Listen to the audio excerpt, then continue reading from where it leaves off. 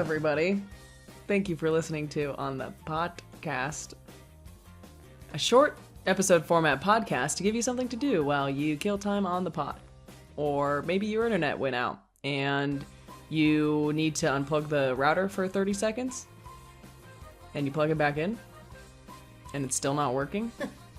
And so you call up your internet company and they tell you to do the same thing and you realize, what the heck am I going to do? Great news. You can download our episodes and listen to us anytime, Genius. Whether you are Wi-Fi or no Wi-Fi. Genius. I'm Liz. And I'm Katie.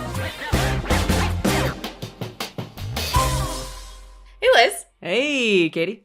What are we talking about today? Katie, have you ever thought about when your time on this earth is done, how you want to go?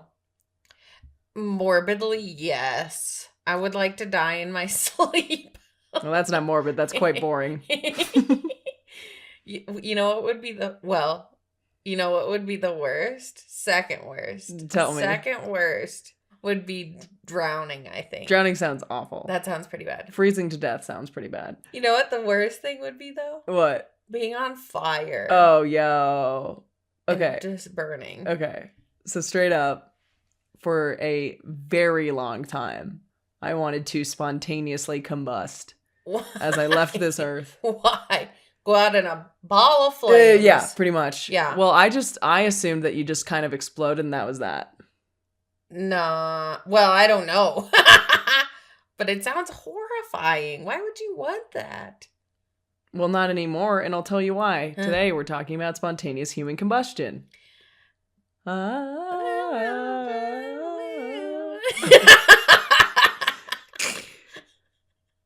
I don't know how to react to that. I'm ever, intrigued, but also horrified. Did you ever read Great Expectations?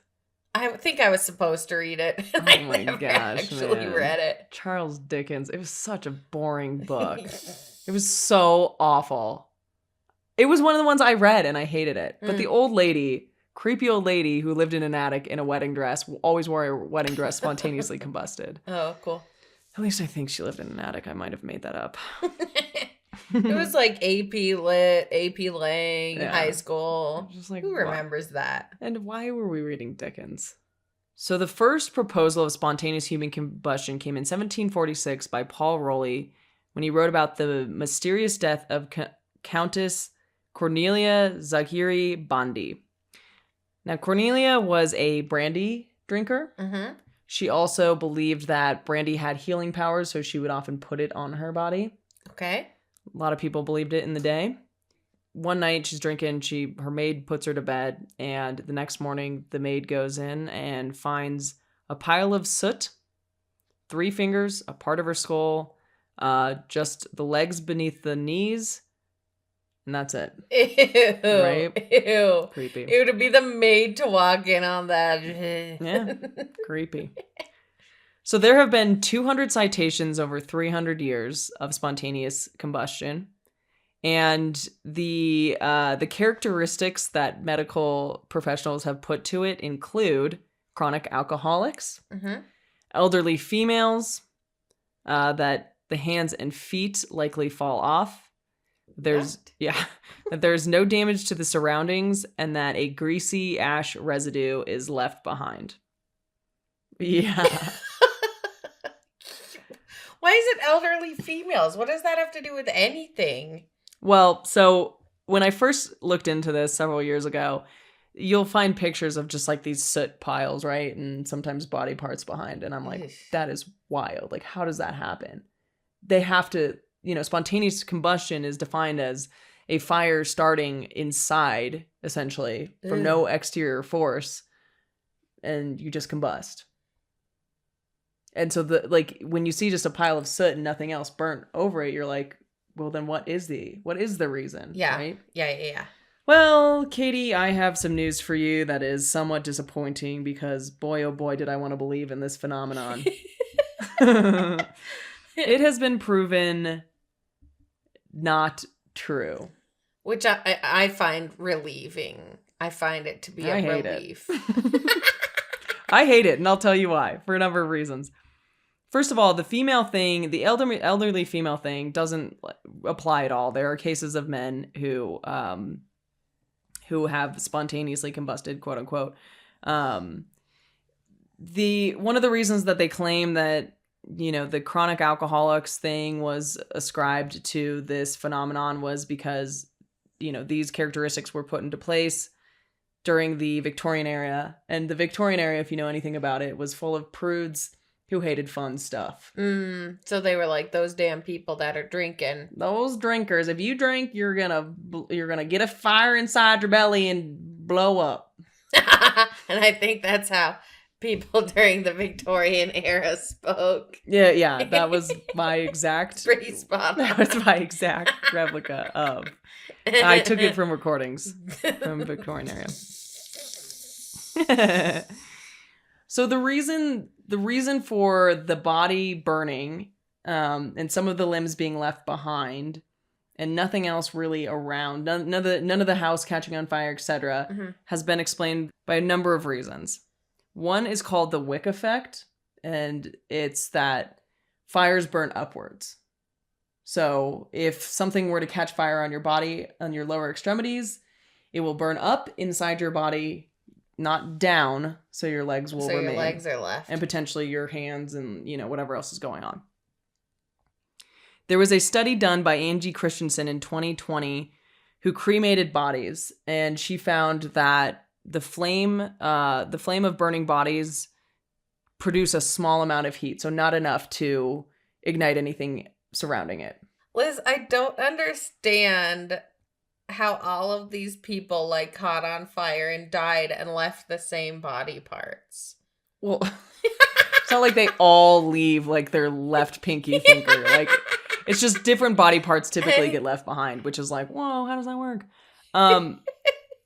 So, like, some of the explanations for why these folks end up passing away in the manner that they do, they're not mobile enough to put the fire out. So that's where the elderly women comes in. They're also likely obese or have bad health. Oftentimes they like die in their sleep or they have a heart attack. They're intoxicated. So once they catch on fire, it's like too late. They're done, right? Or they've died, and then as a result of their death, something with flame near them catches them on fire, and their body burns. So it's just something outside of their body. Yeah. So unfortunately, it's been found, and I'll give you some examples of recent history, because the examples that I'd found, like when I first started researching this stuff, was from the 1800s. And so I just was like, okay, well, it turns out it doesn't happen anymore, but it does, and I'll give you some of these stories. So one of these, and these are all in England, so now I'm convinced that the English just catch on fire pretty easily. The flammable people. the English, also known as the flammable folk.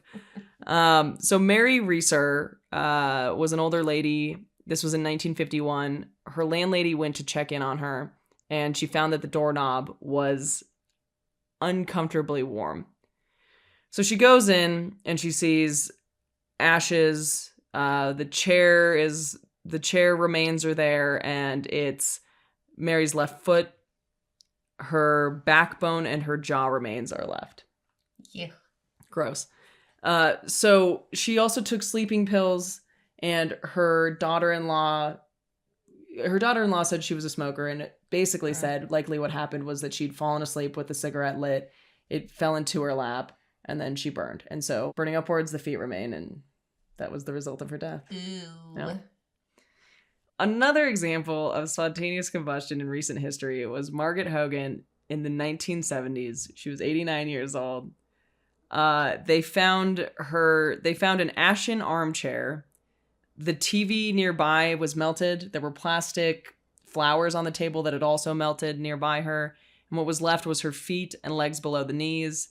And they found a small coal fire burning near her that her neighbor had built. So likely something from the coal fire sparked her. Oh. Mm-hmm. Ugh. 89 years old, so. Yeah, well, you're something's likely gotta kill you. And if it's not old age, it better be that coal fire. And here we have, enter the men of spontaneous combustion. Because it's not just old women. Not just old women, it's also old men. So Henry Thomas was 73 years old in 1980. What was left of him was his skull and both legs below the knee. And here's the crazy part. His trousers were still there, as were his socks. Wild, right?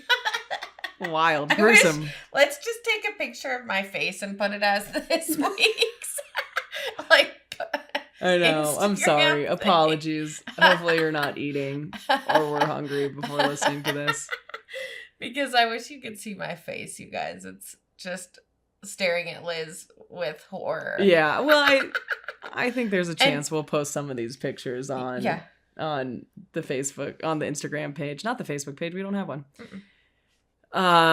Crazy, right? Another male who suffered spontaneous combustion, and there isn't much written on him other than his cause of death was considered spontaneous combustion. He did have type 2 diabetes, and him and Henry Thomas were also attributed to the wick effect, like I said, where basically you burn from the lower part up.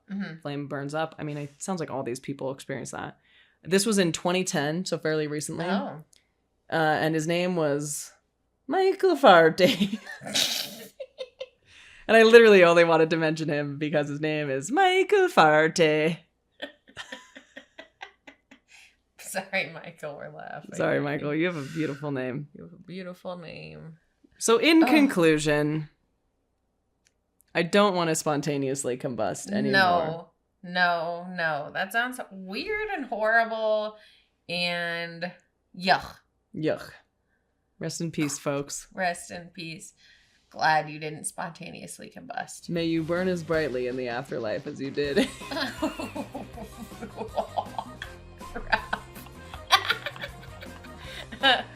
Okay, Liz, what's that inside my body? I have no idea. It's nothing that will turn into spontaneous combustion. Yo, fill your body with knowledge, not flame. Thanks for listening. Catch you later.